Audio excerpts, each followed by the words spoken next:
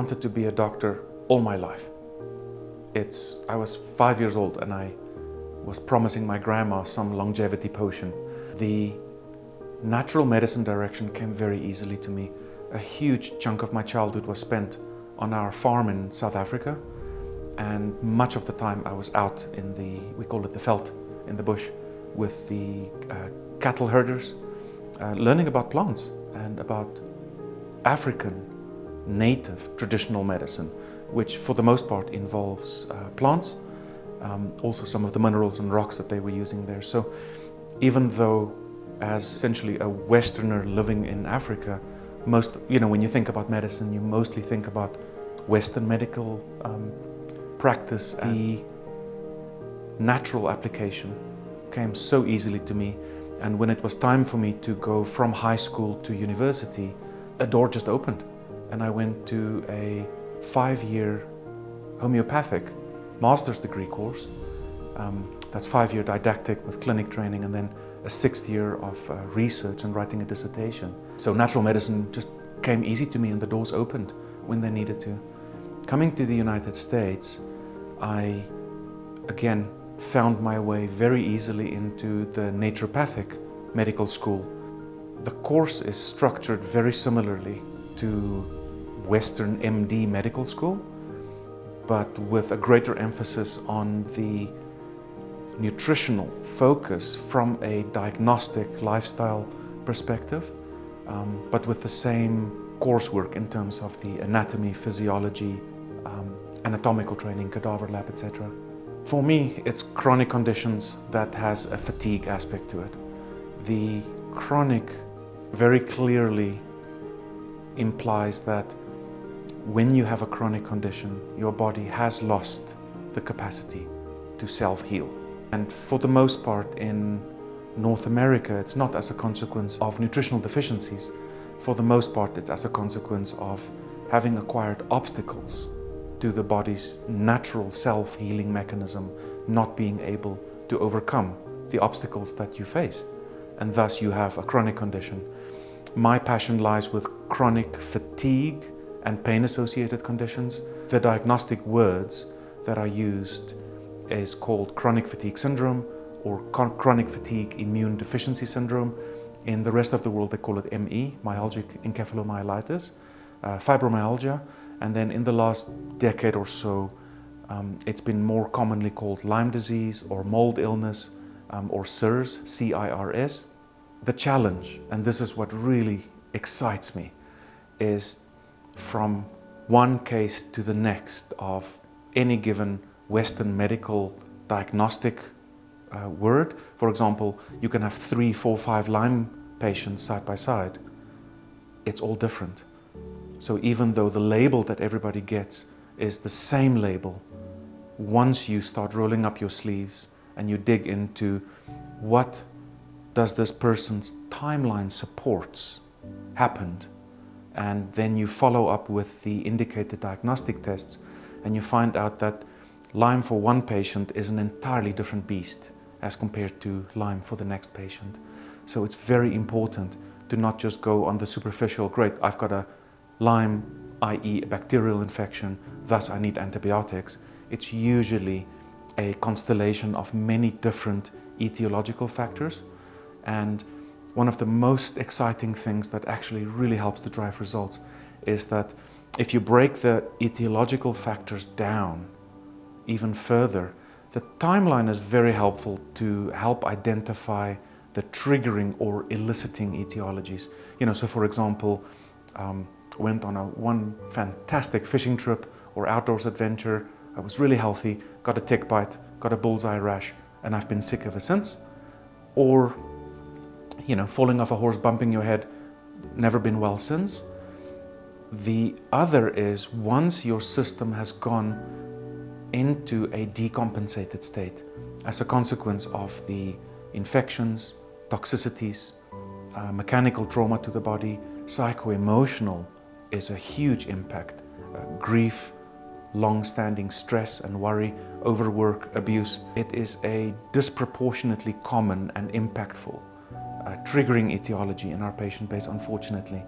But when the system does go into the chronic disease state, the system at the cell level, it overhauls the cell, and the cell changes the programs that it runs, and it goes from I'm healthy, I can thrive and consume energy, to we're in a dangerous place as a consequence of the infections, toxicities, inflammation, the mechanical changes, and the cell runs a survival program.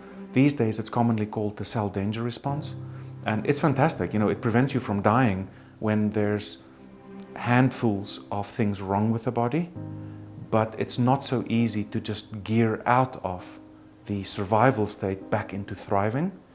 And as a consequence of neglecting the detoxification and housekeeping regarding patching up areas of the cell that needs to be renewed, and also the cell revamps its energy production system and repurposes it toward the immune system. So you start making superoxides, which is really deleterious to the structure of the cell if that's not controlled within very, very tight margins.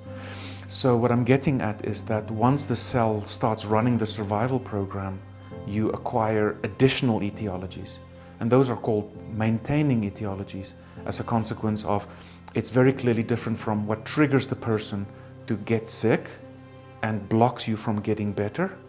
That process of surviving becomes part of the problem, because you acquire metabolic toxins, products of oxidative heavy metabolism, even toxic metals that would normally just pass through gets oxidized, and that accumulates in the body.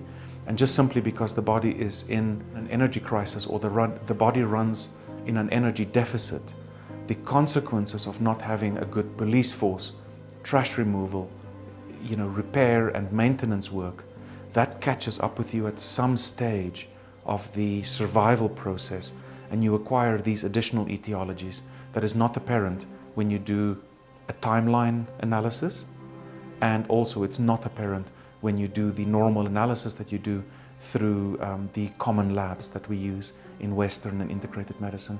So digging into that piece is what really is a game changer for our patients, and that's also the exciting part for me, because that's where the investigative efforts really pay off. The most gratifying moment of my day, of the week, is when the analysis of patients' timeline, the laboratory analysis that helps direct us where to go with the therapeutic efforts, and you start doing enough of the therapy to affect physical, structural, which then at some stage begets functional change.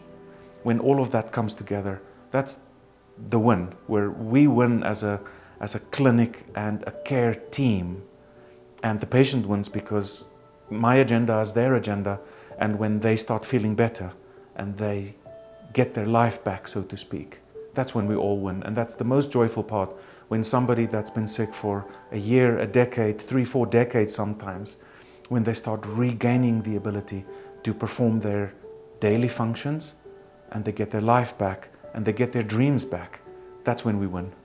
We believe in what our patients tell us, and as a consequence we follow up on the leads. We do the work to validate or rule out what folks are thinking is going on with them, is wrong with them.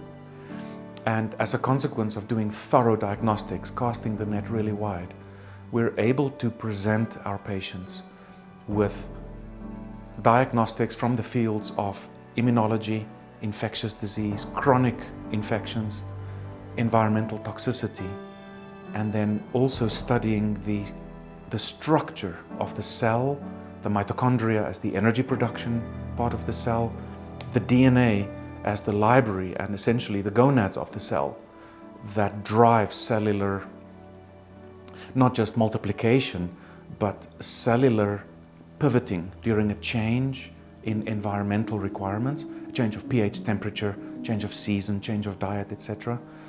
And as a consequence of doing the work thoroughly and correctly for our patients, we present them with multiple puzzle pieces that creates that picture of course, this is why you're not feeling the way you should.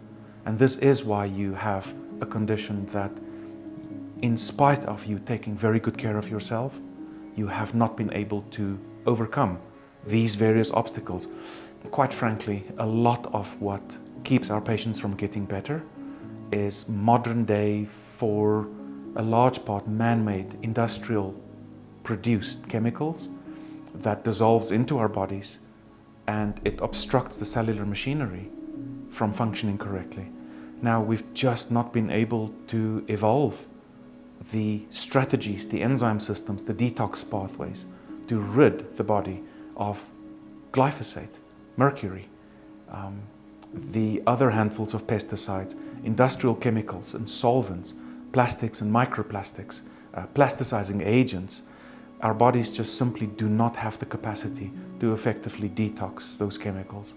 The fact that patients feel that there's hope once we are at the second visit, where we start reviewing the results of diagnostic testing, which is followed up by me presenting to them in just real clear terms, just good English. Here's what's been preventing you from healing all these years. I think that's what drives people hope. For the most part, every single data point that we present to people in the terms of laboratory test findings are action items for us.